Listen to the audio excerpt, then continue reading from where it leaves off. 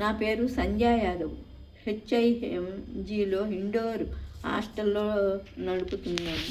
మా నాన్నగారు సాయిబాబా గారి పరమభక్తులు. నా చెల్లెలు ఇండోర్లో దగ్గరలో బడ్గన్ ఉంటుంది. ఆమె కూడా బాబా గారిని పూజిస్తుంది.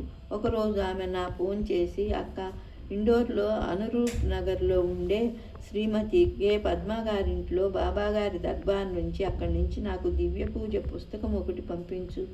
నేను శ్రీమతి కె పద్మ గారింట్లోని సాయి పూజ దర్బార్కి వెళ్ళాను. అక్కడి నుంచి కొన్ని సాయి దివ్య పూజ పుస్తకాలు కొని బండ్కనర్లో ఉండే నా చెల్లెలకు పంపించాను.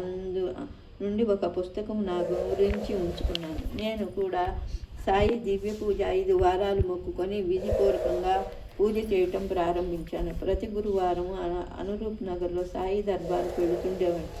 నాకు మొదటి గురువారం నాడే సాయి పూజ ఫలించింది. నా భర్త కొంత ధనము వ్యాపార రీత్యా చాలా రోజులుగా నుండి దక్కకుండా ఉంటుంది. మొదటి గురువారం నాడే ఆ ధనము నాకు అప్రయత్నంగా ప్రాప్తమైంది. నాకు చాలా ఆనందంతో పాటు ఆశ్చర్యము కలిగింది. నా చిన్న కూతురు ఈషాలోని మహారాష్ట్రలో చదువుతుంది. రాత్రిపూట ఒకనాడు 8 గంటల టైంలో చాలా గాబరాగా ఫోన్ చేసి, రేపు నాకు 2వ సెమిస్టర్ ఫలితాలు వస్తున్నాయి. ఇక్కడ అందరూ చెప్తున్నారు 17% మాత్రమే ఫలితాలు వచ్చాయి అని. నాకు చాలా భయంగా ఉంది. నేను పాస్ అవ్వాలని భగవంతుడిని ప్రార్థించమంది. నేను ఈషాకు ధైర్యం చెప్పాను.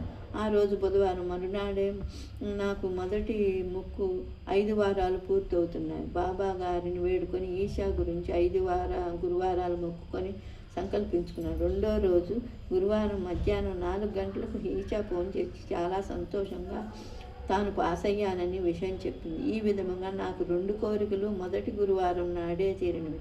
నేను మొక్కుకున్న ప్రకారము 5 గురువారాలు యథావిధిగా సాయి దివ్య పూజ బాబా గారి కృతజ్ఞతలు తెలుపుకున్నాను. ఇదే సాయి దివ్య పూజ యొక్క చమత్కారం. అనంతకోటి బ్రహ్మాండ నాయక రాజాదిరాజ యోగిరాజ సచితానంద సమర్థ